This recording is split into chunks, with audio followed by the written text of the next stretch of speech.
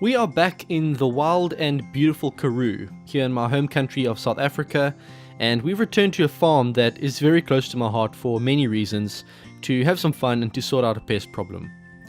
This farm keeps livestock, more specifically Angora goats and grey Brahmins, and these animals are constantly competing with smaller animals such as pigeons, doves, sparrows, starlings, and ground squirrels.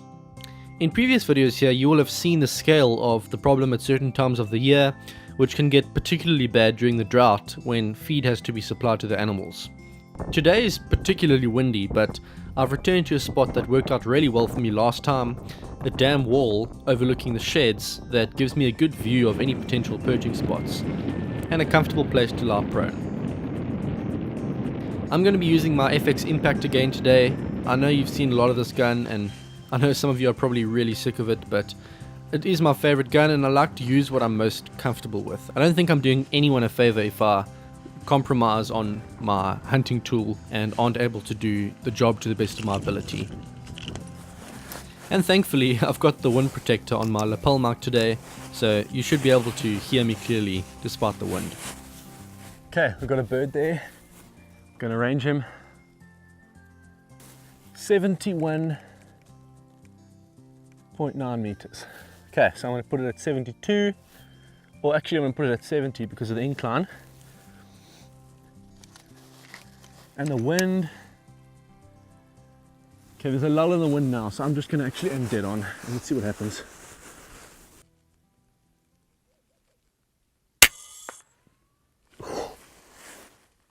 Oh, smashed him. Solid hit. You could probably hear that. It's really loud. So I'm happy with that. Good start to the day.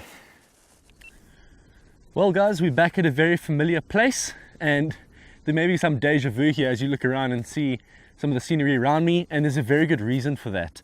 This is a place that I've come to a number of times before. It's a place that's very close to my heart, and I would say this farm is probably one of the main reasons my channel exists today. There's a long history here. I was invited here in 2011, and this is one of the places my passion for airgun shooting started. I filmed a series called Birds of a Feather where I hunted doves, sparrows, quellias, pigeons. A few years ago, even ducks. Back with the A-Arms S510 177, which performed pretty well back then for me. And then I filmed a series called Pigeon Paradise where I lay on this exact hill and I targeted mostly rock pigeons, but also a few doves from this exact hill back in 2014 on these rooftops here at between 60 and 90 meters. Back then, that was long range for me with that setup and with the knowledge I had back then. And it was, I think for the whole industry, it was quite something to see birds being shot at these distances consistently with these 177 pellets. Thinking of how far we've progressed nowadays, that's not that much, and that's why I'm kind of enjoying being back here and thinking back on how things have changed, but we'll get to that point a little bit later. We've got doves in the trees. I've seen a few pigeons flying around, so let's get to work and we'll chat a bit later. From our position on the dam wall, I not only get a good view of all the trees, fences and rooftops below me, but I'm also able to look at the water behind me as a wind indicator. From here, it's just a matter of waiting for birds to land. A dove shows up on the roof and I'm able to take another clean shot. My primary target today is actually the rock pigeons, but the doves are also responsible for eating the feed and are legal to shoot all year round, so I take the opportunity when it presents itself. There aren't as many doves here as there were last time I came, or pigeons. Reason for that is that they aren't feeding the cattle in this exact spot. They're actually feeding them about a few hundred meters in that direction, and I'm planning to go out there and actually shoot them down there, but this is where the good vantage point is. So I'm hoping these pigeons will travel from there and sit here and I'll be able to take them from here. But we'll see how it goes. Oh, and one more thing. You know that intro that you often see on my channel?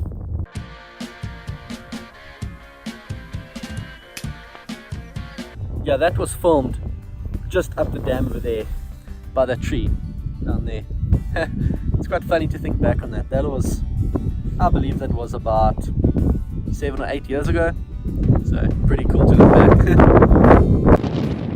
The wind is really picking up now, so I know it's going to get a lot more difficult from here on. But the nice thing about having time between your shots is that you can measure the wind properly and prepare yourself. A rock pigeon finally lands just over 100 yards away, and you can see I'm giving some good hold for the wind here. Well, there you go, we got our first pigeon. Awesome. I saw it fly in from where they feed in the cattle on the other side of the farm there. Saw it land about 93 meters away on the roof. Yeah, I held about a mil for the wind, so the wind's really pumping right now. But yeah, I think I planted the shot in a solid spot. He went straight down, so I'm really glad to get one down, but hopefully we can get some more.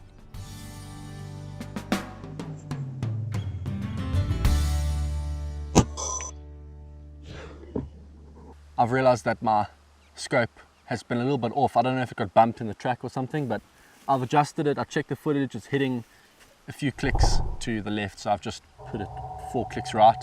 We should be spot on now, so hopefully we don't miss anything for the rest of the day. House sparrows are also problem birds here. This one is actually at a pretty awkward angle, so I have to take an offhand shot, and despite having to pass through a twig, the slug hits its mark. Twigs can often deflect pellets and slugs, but this 30 grain slug keeps on going dead straight and passes right through the sparrow's head. The sparrow there.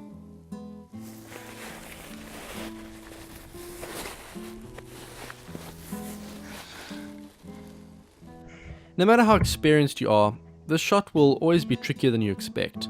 This sparrow is within about 10 or 15 meters of me, and when a bird is this close, you have to give it a heck of a lot of holdover. I don't hold enough for this shot, unfortunately, and the slug actually passes right beneath him. At first I thought I'd pulled it, but nope, I just didn't hold over enough.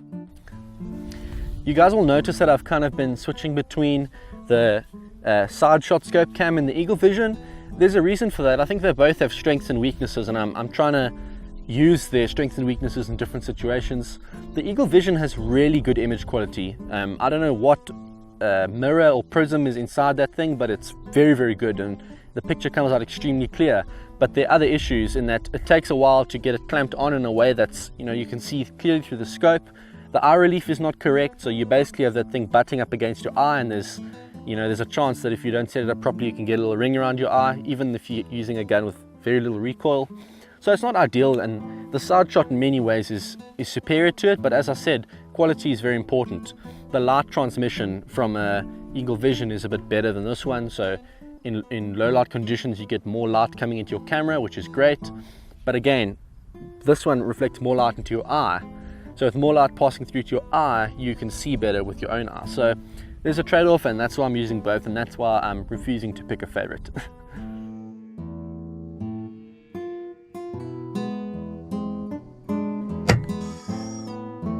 I didn't focus the scope properly for this one, but he gets absolutely middled, and it's a good humane shot. I want to bring up a quick point here, and that is to remind you what the video was like that I filmed back here in 2014. We came out here with a 177 caliber shooting about 20 foot-pounds.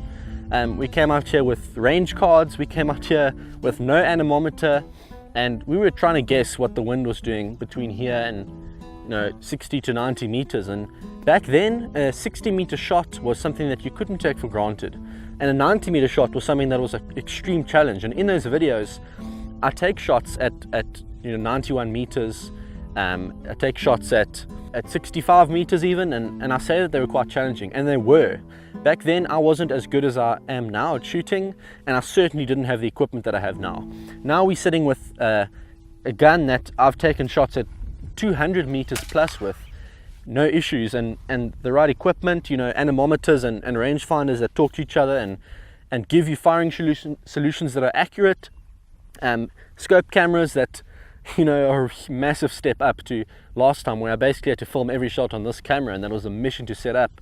And even since then, the evolution of scope cam since then, where I basically was using a toilet roll and a $50 point and shoot camera that was like 360p or something ridiculous like that, that didn't do a very good job. But just looking at how things have evolved, you got to be grateful for the technology that's now available to us.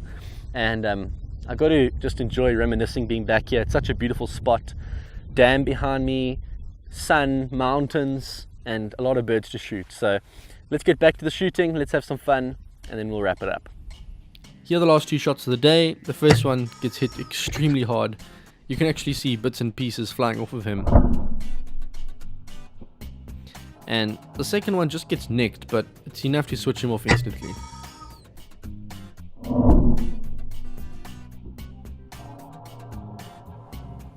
So we've managed to get a few doves, we've managed to get a few sparrows, not the rock pigeons that we wanted to get, but what I'll do is I see them all landing down there.